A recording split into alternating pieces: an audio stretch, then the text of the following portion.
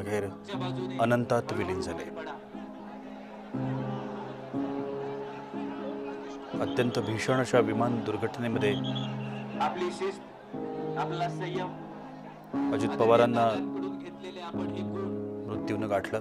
आपल्या सगळ्यांना नम्रपूर्वक विनंती, बारामतीमध्ये शांतता आणि जिल्हा परिषद आणि पंचायत समितीच्या बाजूने हळूहळू बाहेर निवडणुकांकरता अजित चव्हाणांच्या बैठकांचं आयोजन करण्यात आलं होतं। मुंबईहून बारामतीकडे येताना अजित पवारांच्या विमानाचा दुर्दैवी अपघात झाला आणि या अपघातामध्ये कोणीच वाचू शकलं नाही। मोठं गेट आहे, तिथून हळूहळू बाहेर पडूया। महाराष्ट्राच्या राजकारणात ज्या काही अनपेक्षित अघटित घटना म्हणून नोंदल्या गेल्यात त्यातली ही एक घटना। अजित पवारांच्या रूपानं महाराष्ट्रानं आणखीन एक उमदा नेता गमावलाय। राज्याचं राजकारण एका वेगळ्या टप्प्यावर असताना अजित पवारांच्या निधनानं एक कधीही न भरून निघणारी पोकळी निर्माण झाली।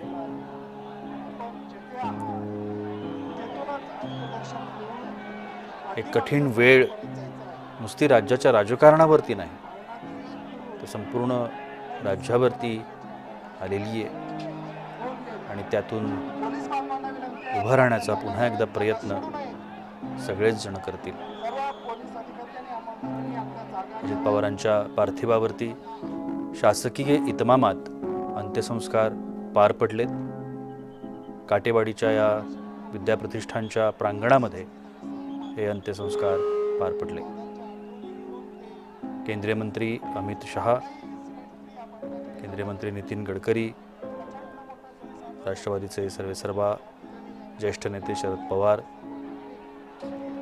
आणि राज्यातल्या केंद्रातल्या मंत्री पदाधिकारी कार्यकर्त्यांच्या उपस्थितीमध्ये काटेवाडी, बारामती, पुणे, पिंपरी चिंचवड या संपूर्ण भागातून आलेल्या नागरिकांच्या उपस्थितीमध्ये अजित पवारांच्या पार्थिवावर अंत्यसंस्कार पार पडले।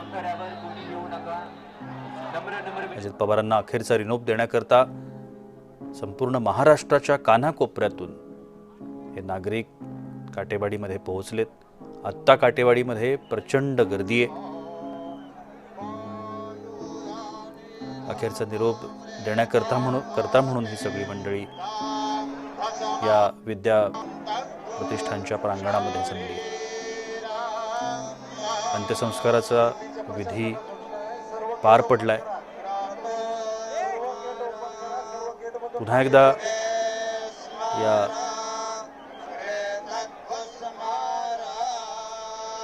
संपूर्ण घटनेवरती विश्वास करणं, अजितदादा आज आपल्यामध्ये नाहीत हे सत्य स्वीकारणं, हे वास्तव स्वीकारणं सगळ्यांनाच कठीण जाणार। जसं ते पवार कुटुंबाला कठीण जाणार आहे, राष्ट्रवादी काँग्रेस पक्षाला कठीण जाणार आहे, पदाधिकारी कार्यकर्त्यांना कठीण जाणार आहे, तसंच महाराष्ट्रातल्या सर्वसामान्य नागरिकांना ज्याने अजितदादांना काम करताना बघितलं, विकासासाठी झटताना बघितलं, वेळोवेळी कार्यकर्त्यांसोबत, पदाधिकाऱ्यांसोबत मतदारसंघामध्ये फिरताना पाहिलं, पहाटे 4-5 वाजता उठून पाहणी दौरा करताना ज्यांनी अजितदादांना पाहिलं, या सगळ्यांकरताच हे सत्य स्वीकारणं, हे वास्तव स्वीकारणं कठीण आहे। अजित पवारांसारखा एक उमदा, तरुण, तडफदार नेता आज महाराष्ट्रानं गमावला।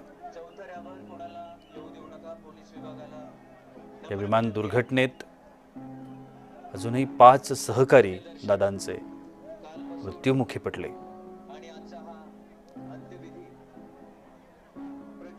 आणि अख्खा महाराष्ट्र हळहळला। ज्या घटनेची कधीच कोणी कल्पना देखील केली नसेल अशी घटना महाराष्ट्रामध्ये घडली आणि आज अखंड महाराष्ट्र शोकसागरात बुडून गेला।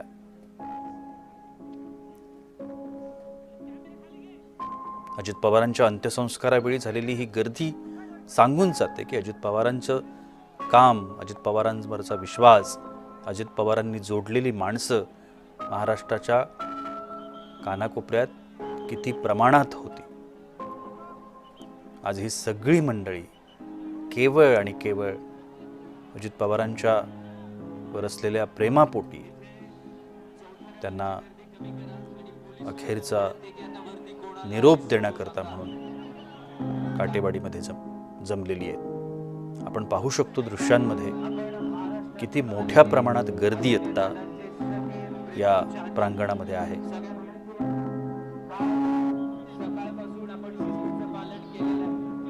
हा काळ सगळ्यांसाठीच कठीण असणार. गेल्या जवळजवळ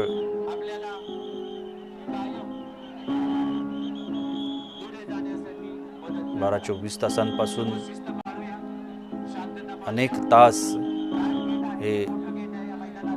ही सगळी मंडळी दादांच्या प्रेमा खातर या ठिकाणी आली होती. या सगळ्यांसाठी एक प्रकारचा हा मानसिक धक्का आहे. या धक्क्यातून सावरण्याची ताकद परमेश्वर या सगळ्यांना देऊ. महाराष्ट्राच्या राजकारणात अनेक अघटित घटना मानवंदना देताना पार्थ पवार, जय पवार हे सगळ्यांचे आभार मानतायत, हात जोडून सगळ्यांना नमस्कार करतायत. सगळेजण उपस्थित राहिले त्याबद्दल सगळ्यांचे आभार मानतायत. आपल्या सगळ्यांच्या भावना एकच आहेत.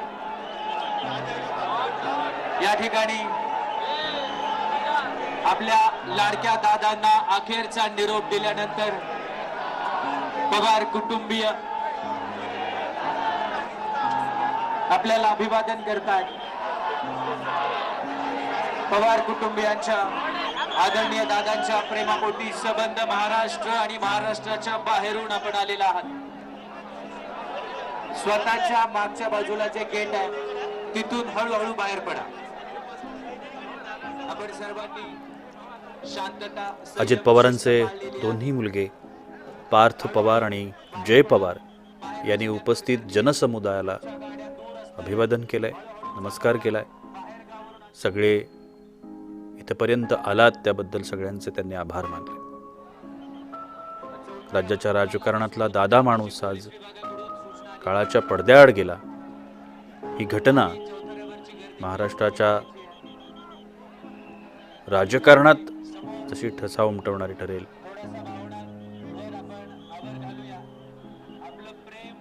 ज्या घटनेचा कधीच कोणी विचारही केलेला नाही, अनपेक्षित, अनाकलनीय, अघटित अशा पद्धतीची ही घटना, ज्याची कल्पना सुद्धा करवत नाही.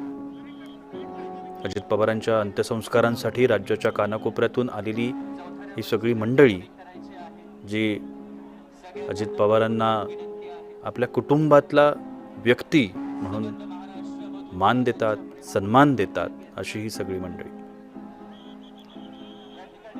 त्यांच्या अखेरचा त्यांचा निरोप घेण्याकरता म्हणून ही सगळी मंडळी आता काटेवाडीच्या या विद्याप्रतिष्ठानच्या प्रांगणात जमलेली आहेत. अंत्यसंस्कार पार पडलेत. शासकीय इतमामामध्ये हे अंत्यसंस्कार पार पडलेत. पवार कुटुंब या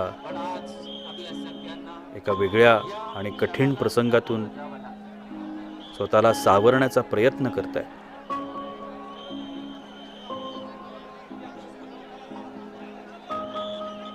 राज्याचे उपमुख्यमंत्री आणि पवार कुटुंबाचा आधारस्तंभ असं म्हणायला काहीच हरकत नाही. याची दादांची एक वेगळी ओळख होती. आज दादांनी पुण्यापासून बारामतीपर्यंत या संपूर्ण परिसरात आपलं राजकीय आयुष्य व्यतीत केलं.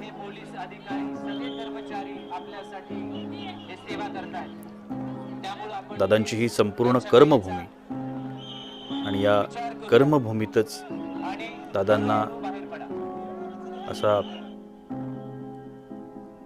मृत्यू यावा याचंच सगळ्यांना आश्चर्य आहे आणि दुःख सुद्धा. VVIP झालेले होते ते देखील आता बाहेर पडतात. त्यामुळे तुम्ही स्वतःच्या मागच्या बाजूने